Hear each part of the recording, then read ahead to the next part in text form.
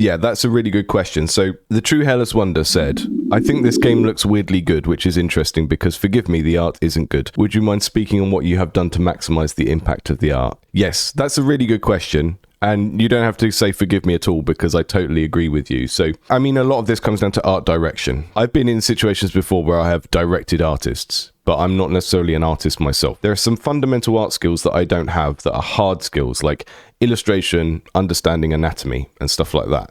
And then there are art skills I do have that are judgment skills that are to do with color palettes and legibility. And as a game designer, the legibility side of things and what the art communicates is the most important thing to you. And the process I've been through with this game, if you watch the previous devlogs on it, is I have started with like minimum viable art. So I started with a template project that I got from someone else on Itch, and I started with some art influence from like toys and cartoons and stuff that I grew up with, and I picked the color palette from the toys and stuff like that, and I started with this constraint of we are doing 24 by 24. 24 by 24 is actually quite a neat pixel size for someone who's not a pixel artist, because 16 is really, really difficult to make things read as what they are. When you get up to sprites that are 32 or 64, then it really starts kicking in that you need to be able to draw.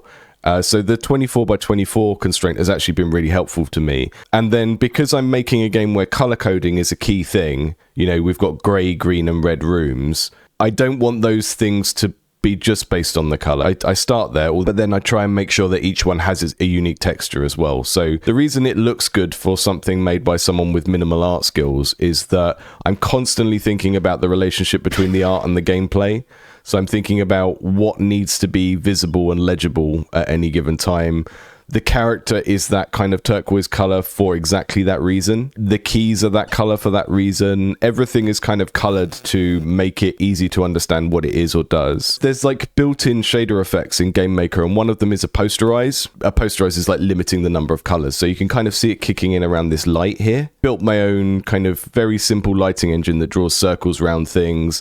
And the other thing that lighting engine does is color in the neighboring tiles. That little purse you see in there, that is a relic, and relics have this purple glow around them that is very kind of slight, but that will color in the nearest objects. And then there's also, as you can see, the thing shading in everything dark based on how far away it is. So it's taking the distance from the player and the distance from the nearest light source and darkening stuff that's further away. So as per blueprints, red rooms are, you know, there to stop you in your progress and make the game harder. But here, red is also scary, you know, it's scary coded. We've got this kind of creepy looking fungus that I'm drawing from stuff like the anime Scavenger's Reign. I'm drawing a lot from that. Certain bits of sort of psychedelic horror comics. You can see the main character's face is in there as well. There's lots of weird stuff going on with that fungus. It's really art direction. It's taking a lot of influence from things outside of games. As many like clever little shader tricks as I can come up with. If I go up to the fungus close, you can see the colors properly. But then when you walk away from it, it's got a red shader over it, so it all becomes like one mass. That was deliberate as well. That was something I did. So there's a black shader for the shadow effect and a red shader for the kind of homogenization effect when you walk away from it. That is all kind of technical art stuff. And again, all the time I'm just thinking about the gameplay, what needs to stand out, what needs to be very clear, and what do I want it to evoke at like an emotional level. The game is going for like the exact intersection between being cute and being scary and gross. And the reason I've gone down this route with all this kind of biological horror stuff that you would see in something like Metroid is that's about as scary as I can get without the game being R-rated.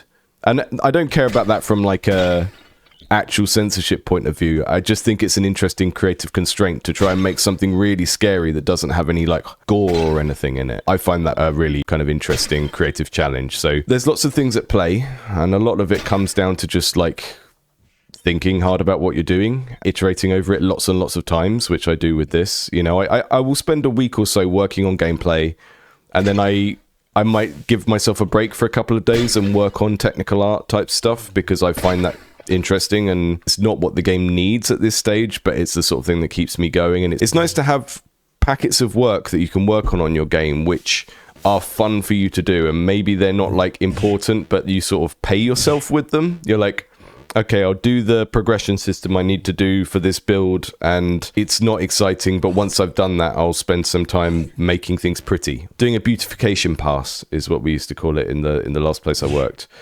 So yeah, that's the deal. Developing your own little set of rules of how your art works in terms of like lines and stuff, because you can be very bad at drawing, but if you just develop a set of rules and follow them, then what you're doing will look good. That's the reason why something like Binding of Isaac looks good. It's just got a very neat set of internal rules that it follows consistently. I think that's why I would always encourage game developers to look a lot at cartoons,